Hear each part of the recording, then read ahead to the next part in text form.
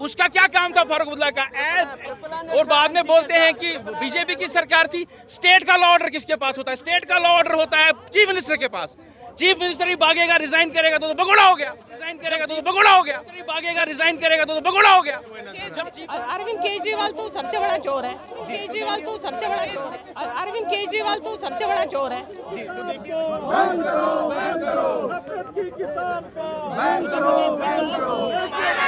फारूक अब्दुल्ला, फारूक अब्दुल्ला, फारूक अब्दुल्ला, फारूक अब्दुल्ला, मकबूल भट्ट जो किलर है, जो बैंक रॉबरी करता है, ठग है, उसके साथ खाना खा रहा है। ये देखिए यासीन मलिक को पीठ थपथपा रहा है। ये फारूक अब्दुल्ला आज क्यों बोले कहते हैं फारूक अब्दुल्ला, क्यों कहते हैं?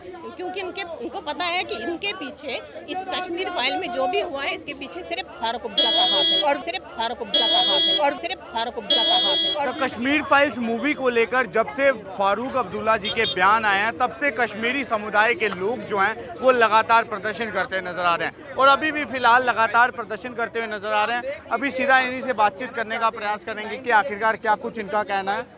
तो नेशनल कॉन्फ्रेंस और फारूक अब्दुल्ला के खिलाफ है, क्योंकि कल जो उन्होंने बयान दिया है कि कश्मीरी हिंदुओं का जो कत्ल हो रहा है वो इसलिए हो रहा है क्योंकि कश्मीर फाइल्स बनी है। कश्मीर फाइल्स को बैन कीजिए। हम कहना चाहते हैं 1990 में कौन सी कश्मीर फाइल थी, 86 में कौन सी कश्मीर फाइल्स थी, 1947 कौन सी कश्मीर फाइल्स थी, जब नादीमर्ग में संहार हुआ कश्मीरी तो तब कौन सी कश्मीर फाइल्स थी। तो हमारा ये मानना है कि ये टेररिस्टों को बेल आउट करने के लिए, कि टेररिस्टों का नाम न लेके ये बोल रहे हैं कि कश्मीर फाइल्स बनी, तो इसीलिए यहाँ पे कत्लेआम हो रहा है। वो बोल रहे हैं कश्मीर फाइल्स को बैन करो। हमारी ये डिमांड है नेशनल कॉन्फ्रेंस को बैन करो। ये एंटी नेशनल है। नेशनल कॉन्फ्रेंस फारूक अब्दुल्ला को बैन करना चाहिए जो ऐसे बयान दे दे। और वो कहते हैं कि हम यहाँ की लोगों के हित के बारे में बात करते हैं। ये कौन सा हित है? हमारा प्रोटेस्ट आज प्योरली है। अगर आप देखेंगे, आप देख लीजिए, फोटो में फोकस किया, यही है फारूक अब्दुल्ला। मकबूल भट्ट जो किलर है, जो बैंक रॉबरी करता है, ठग है, उसके साथ खाना खा रहा है। ये देखिए यासीन मलिक को पीठ थपथपा रहा है। ये फारूक अब्दुल्ला आज बोलेगा कि कश्मीर फाइल्स बैन करो। He was hand in glove. National conference के जो नवाए सूबा ऑफिस है वहां पर भी इन्होंने टेररिस्टों को शह दी है। ये आज हमको बताएंगे। तो इसीलिए हमारी ये डिमांड है कि नेशनल कॉन्फ्रेंस को बैन किया जाए। नेशनल कॉन्फ्रेंस बिल्कुल anti Hindus, anti nationalist party. क्या लगता है आपको जो 90s में जिनोसाइड हुआ था उनकी वजह भी यही नेशनल कॉन्फ्रेंस आप देख लीजिए, आप उसी का है। जब हमारे लीडर की निर्मम हत्या की गई थी, भाजपा के वो वाइस प्रेसिडेंट थे पंडित टिकालाल टिपलू जी, उसके 1-1.5 महीने बाद फारूक अब्दुल्ला ने रिजाइन किया। उसका क्या काम था फारूक अब्दुल्ला का? और बाद में बोलते हैं कि बीजेपी की सरकार थी। स्टेट का लॉ ऑर्डर किसके पास होता है? स्टेट का लॉ ऑर्डर होता है चीफ मिनिस्टर के पास। चीफ मिनिस्टर ही भागेगा, रिजाइन करेगा तो भगोड़ा हो गया। जब चीफ मिनिस्टर छोड़ के जाता है तो हालात खराब होती है। बाद में बोलते हैं उस टाइम बीजेपी सेंटर में सरकार थी, अरे भैया पहला दायित्व तो चीफ मिनिस्टर का है, पहला दायित्व तो होम मिनिस्टर का है। आप भाग गए और आप शबाना आजमी के साथ बाइक पे घूमने लगे। आज जिस बुक को यहाँ पे जलाया गया है उसके पीछे क्या रहा? ये आतिशे चिनार बुक है। ये शेख अब्दुल्ला की बताई जाती है कि उनकी ऑटोबायोग्राफी। आप इसमें पढ़ लीजिए। शेख अब्दुल्ला ने इसमें क्लियरली हिंट दिया है कि कश्मीरी हिंदू जो थे वो एजेंट्स थे। Kashmiri Hindu agents of India थे।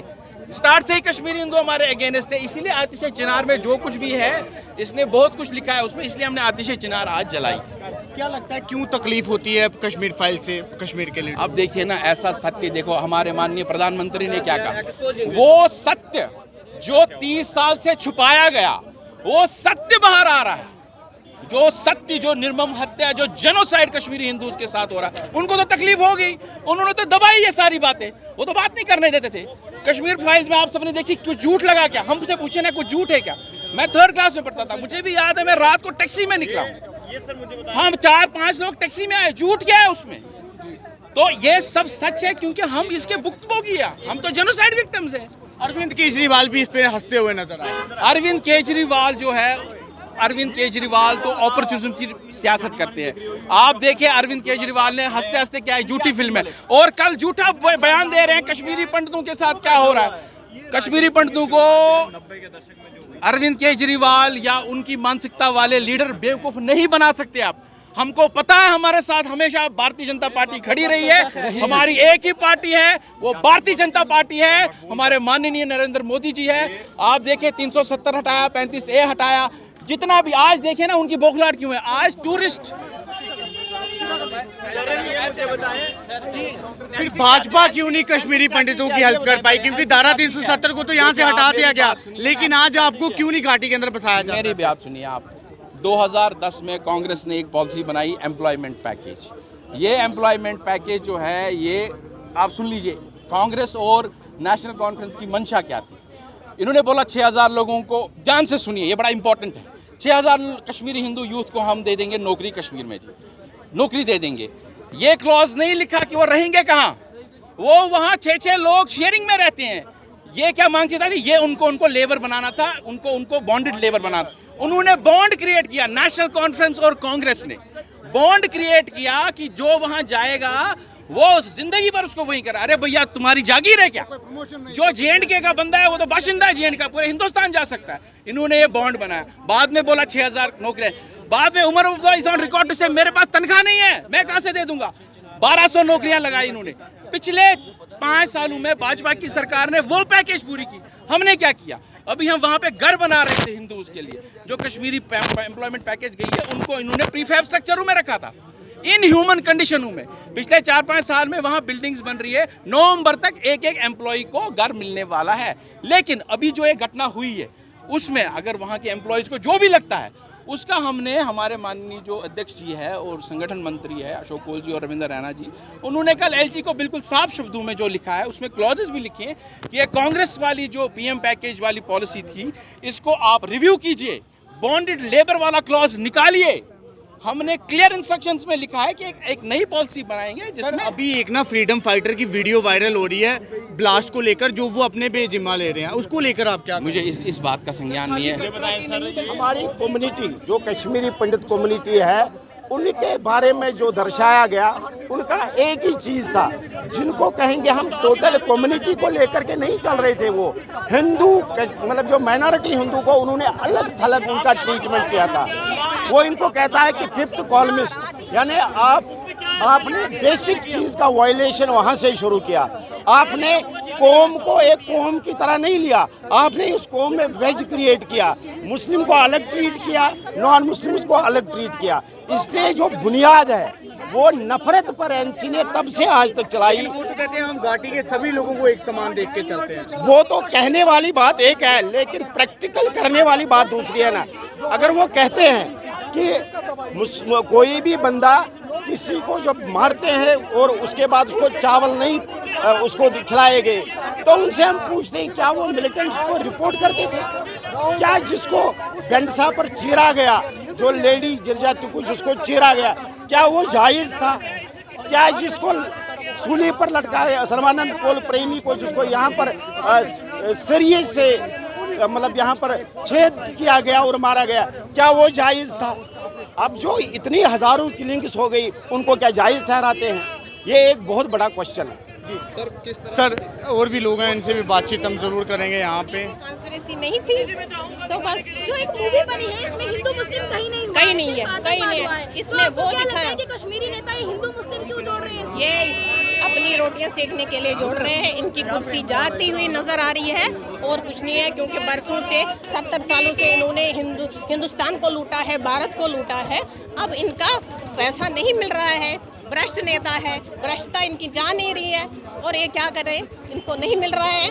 पोषण जो इनका मिल रहा था वो बंद हो चुका है, अब ये नहीं कर पा रहे उस हद तक, तो इसलिए बेचारे बौखला गए हैं। फारूक अब्दुल्ला जी कह रहे हैं कि इस मूवी को बैन करना होगा, तो क्योंकि इसमें सच्चाई है, सच्चाई से डर रहे इसमें हैं। सच्चाई से डर रहे हैं। बोलो उसको, अपने बच्चों को सच दिखाए, सच बताए, सच क्यों नहीं बताए। चाहते वो कि सच आना चाहिए लोगों के सामने? अब्दुल्ला ने भी सच्चाई दबा के रखी थी। हाँ सच, फारूक अब्दुल्ला ने सच्चाई सबको बताया। मैम आपको जो क्या लगता है क्यों कश्मीर नहीं में- चाहते वो कि लोगों के सामने सच्चाई आए? क्योंकि सच सामने आएगा और उसका पत्ता साफ, क्योंकि उसका पत्ता साफ हो जाएगा। वो नहीं चाहता है, क्योंकि बरसों से वो धोखा देता आया है कश्मीरी पंडितों को, वहाँ की आवाम को, मुसलमानों को भी। ये नहीं कि कश्मीरी पंडितों को, मुसलमानों के साथ भी वो गद्दारी कर रहा है और हमारे साथ भी गद्दारी कर रहा है।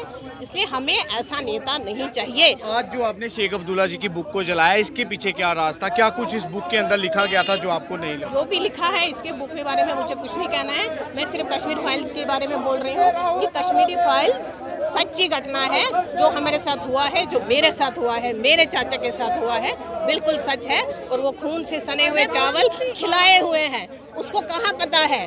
क्या उसको टेररिस्ट ने फोन किया? नहीं, मैंने ऐसा नहीं किया। ये सच्ची घटना है बस। कुछ लोगों का ये भी कहना था कि कश्मीर फाइल्स मूवी जो है उसके अंदर सिर्फ मात्र 5% अभी दिखाया गया, अभी बहुत कुछ बाकी है। आपको लगता है कि अभी जो बाकी है वो भी सामने आना चाहिए? बिल्कुल आना चाहिए। ये तो अभी 5% से बौखला रहे हैं, क्यों नहीं आना चाहिए? सच सामने आना चाहिए, इससे नफरत नहीं फैलेगी। आप अपने बच्चों को एजुकेट करो, आप उनको बताओ हमसे गलती हुई। जो 5% से बुखला गया, आपको लगता है वो पूरी मूवी देखकर नहीं बुखलाएंगे? बिल्कुल, ये तो 5% से बौखलाए तो पूरी मूवी कहाँ देख पाएंगे? ये नहीं देख पाएंगे, ये नहीं देख पाएंगे। यानी कि डर है इनको कि हम भी कहीं ना कहीं हम पे भी इल्जाम लग सकता है। तभी कश्मीर फाइल्स को और कोई क्यों नहीं कहता?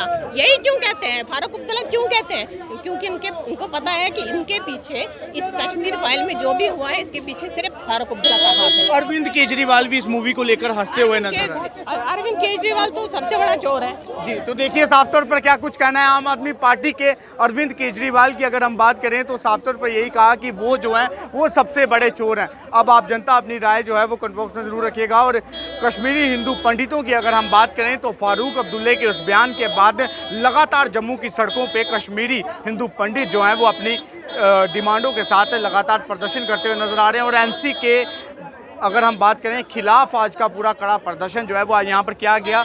और 90s में इनका कहना है कि इनको जो है वो इनका जिनोसाइड वहाँ पर हुआ था, लेकिन आज भी जब घाटी के अंदर जाते हैं तो लगातार सिलेक्टिव किलिंग जो है वो इनकी वहाँ पर घाटी के अंदर की जाती है। और अभी फिलहाल फारूक अब्दुल्ला का जो बयान आया है सामने निकलकर, उसको लेकर ये गुस्सा जो है कश्मीरी हिंदू पंडितों का सामने साफ नजर आ रहा है। अब आप जनता अपनी राय जो है वो कमेंट बॉक्स में जरूर रखिएगा। और ये भी कहा कि फारूक अब्दुल्ला जो है वो भगोड़े हैं, इसीलिए वो 90s में जो है वो इस्तीफा देकर घाटी से भाग गए थे। आप देखते रहिए चनार न्यूज़ अपडेट, दीपक मनास के साथ। जय हिंद।